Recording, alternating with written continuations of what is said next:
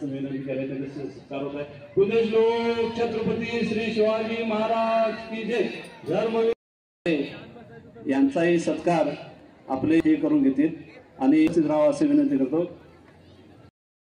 श्री संभाजी महाराज की जय। भारत माता की जय। हिंदू धर्म की जय। मी प्रमुखांना स्थानापन्न होण्याची विनंती करतो। यानंतर आपण शांत बसायचं आहे। आपल्या समोर बोलवतो आणि त्यांचा स्वागत श्रीफळ देऊन करण्यात येणार आहे। आपले स्वागत करते शिलेदार मदनराव मुत्संडी यांच्या हस्ते त्यांचा करण्यात येईल।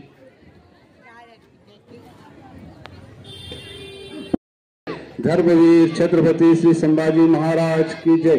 भारत माता की जय। हिंदू धर्म की जय। आदरणीय आमचे जीवनाचे शिल्पकार श्री संभाजीराव भिडे गुरुजी, पवनपवित्र भगवा ध्वज जो आमचा तुमचा प्राण आहे, सर्व पदाधिकारी,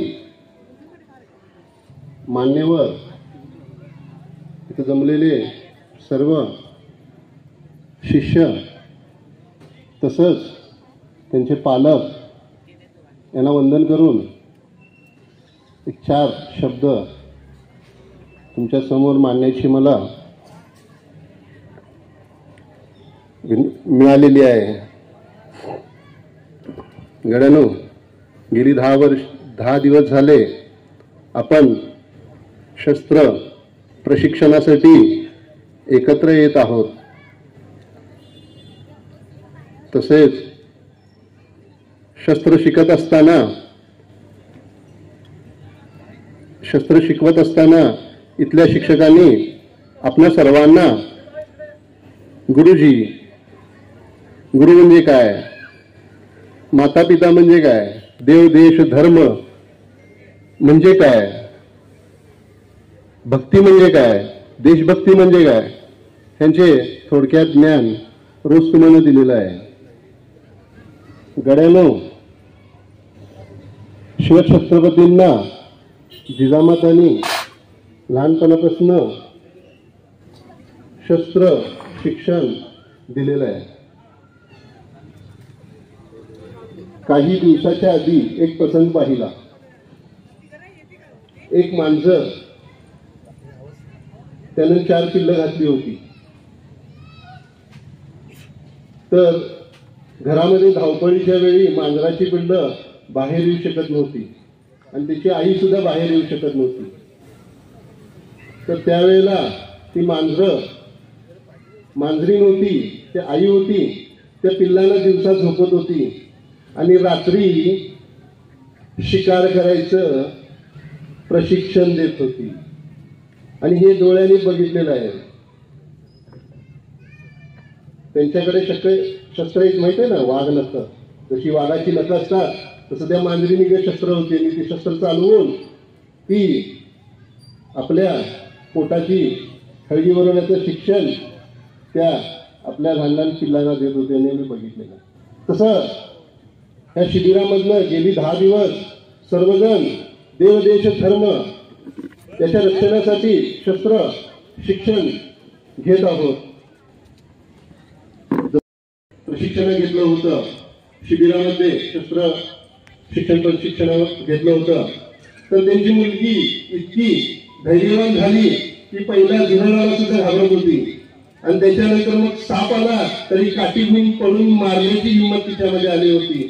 तर हे शस्त्र शिकण्यामुळं आपल्या रक्तामध्ये बिंबतं आणि ती आज गरज आहे, ती तर मला आल्यावर समजलं।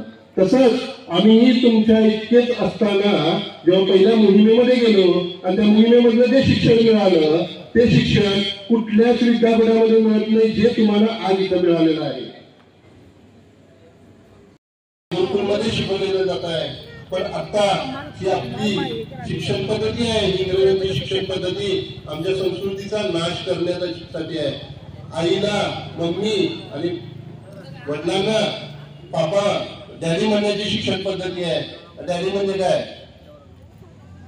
मम्मी म्हणजे काय माहित आहे ना सगळ्यांना? 10 दिवसात शिकला असेल तुम्ही सगळ्यांनी। तर आपल्याला आई आणि वडील हे शिकवणारी जी संस्कृती आहे ती म्हणजे गुरुकुल शिक्षण पद्धती ही वेदांमधून दिली जाते. आपण ह्यापुढेही ही शिक्षण पद्धती कुठं शिकवली जाते ते शिकलं पाहिजे. आम्हाला गुरुजींनी त्याच्याही पुढचं शिक्षण दिलं ते म्हणजे शिवाजी संभाजी विद्यापीठामध्ये. आणि हे शिक्षण कुठल्याच विद्यापीठामध्ये दिलं नव्हतं. कारण विद्यापीठामध्ये शिक्षण घेतलेली होती त्याच्यानंतर गुलाम भारत 1000 वर्ष गुलाम होता. त्या गुलामगिरीतनं सोडवण्याची शिक्षण पद्धती जी नवीन निर्माण झाली, युद्धकलेची नवीन सुरुवात झाली ती शिवछत्रपतींनी आणि संभाजी महाराजांनी निर्माण केलेली आहे. आजही कित्येक देश त्यांच्या युद्ध घेऊन आज आपलं देश चालवतात. जाण्याचा सर्वात जवळचा मार्ग आहे, सर्वात सोपा मार्ग आहे. मनुष्य जन्मणार इतकंच सत्य आहे, तितकंच मरणार हे सुद्धा सत्य आहे. बरोबर आहे. इथं पालक असतील, आज देशामध्ये चाललेला इस्लामचा नंगानाथ सर्वांनी टीव्हीच्या माध्यमातून प्रसार माध्यमातून सर्वांनी पाहिलेला आहे.